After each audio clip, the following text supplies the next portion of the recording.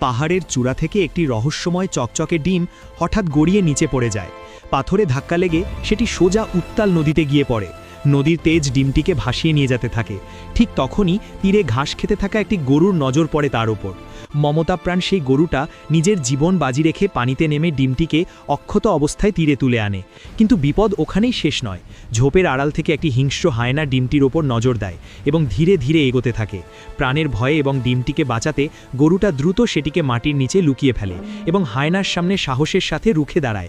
হায়নাটি সুবিধা করতে না পেরে একসময় চলে যায়। রাতভর পাহারা দেওয়ার পর সকালের মিষ্টি রোদ যখন মাটিতে পড়ে, ঠিক তখনই ডিম ফুটে এক অলৌকিক ও সুন্দর ছোট্ট ইউনিকর্ন বা পক্ষীরাজ ঘোড়া বের হয়ে আসে।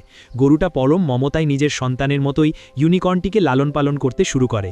হঠাৎ আকাশ চিরে ইউনিকর্নের মা নিচে নেমে আসে এবং তার হারিয়ে যাওয়া সন্তানকে নিয়ে আবার ডানা মেলে নীল আকাশে উড়ে যায়।